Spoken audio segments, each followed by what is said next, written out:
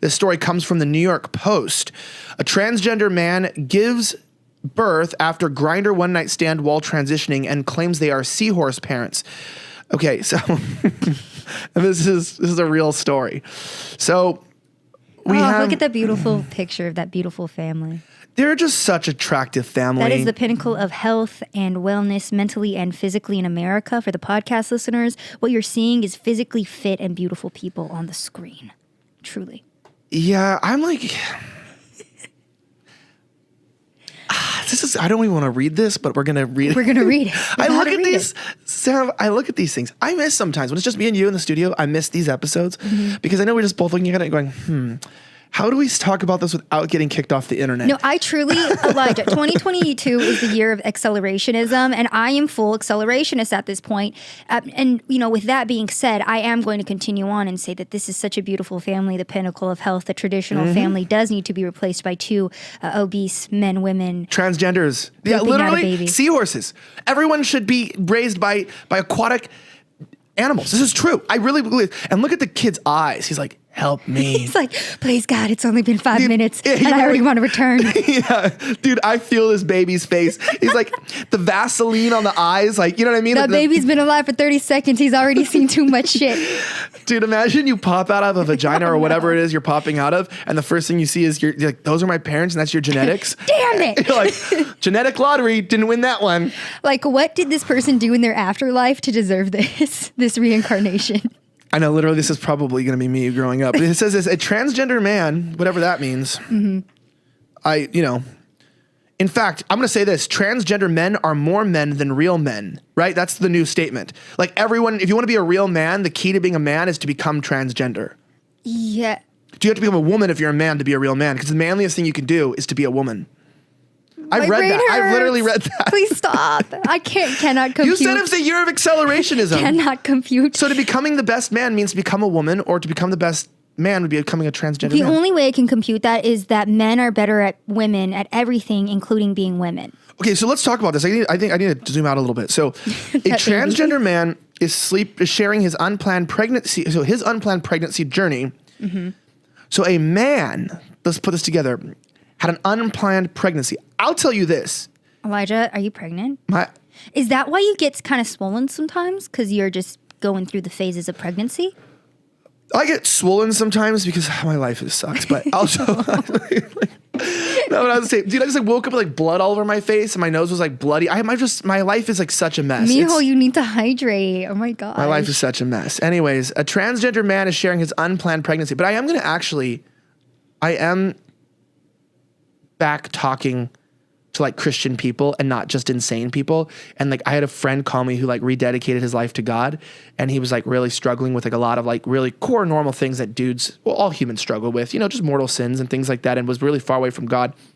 And he felt like he was supposed to call me and we're supposed to meet because I need to get back to a more sensitive place with the Holy Spirit, and basically was helping me, reminding me, to understand that Christians remind each other, hey, some of the chaos and anxiety can be taken away with peace if you but you got to make sure that you're letting the Holy Spirit transform you daily, that you make sure you get back in the Word if you're not, those kinds of things. So it's really encouraging to me because it's been really a lot of chaos for me. It's been a lot of things recently. It's been a hard time, but it gave me a lot of peace to remember. So I woke up today, I read a couple of chapters of my Bible, I prayed. And then you came to work to read about transgender. And now I'm talking about seahorses. Men. Seahorsemen. No, but I'm saying that's what everyone's got to remember that. In all the chaos, I have to remember that too. We can all follow God better and be more obedient and love him. And so it's if you're struggling, I'm with you. And I understand, but but I'm realizing what I'm missing is some of the peace that passes understanding, because I read stuff like this and there's just too much. It's too much. It's too much, Savannah. It's too much. It really is. So I admit it. I have my weaknesses, but God, thankfully God has mercy and grace for all of us. And if you're struggling a little bit too in life, God's got you. But speaking of people that are struggling, Savannah, a transgender man is sharing his unplanned pregnancy journey after getting knocked up from a Grindr one-night stand. So put this into perspective, okay? Grindr is a gay dating app. I think it's only, is it now for LGBT or is it just gay? Like, is it lesbians? You know, I don't have the Grindr app surprisingly on my phone, so I couldn't tell you.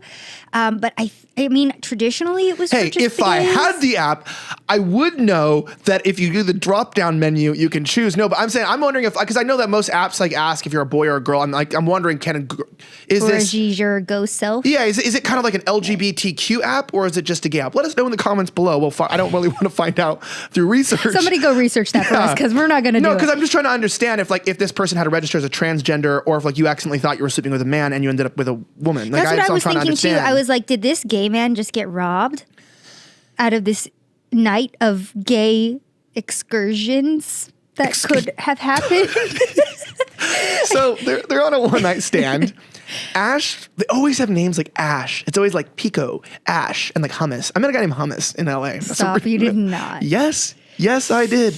So Ash Patrick Shade, 28, was 2 years into his transition. And by the way, guys, with the pronouns, I'm just reading the story. We know that this is like a made up identity. It's not like there's nothing based in reality here, but let's just enjoy this. When he became pregnant in February of 2020. Mm-hmm.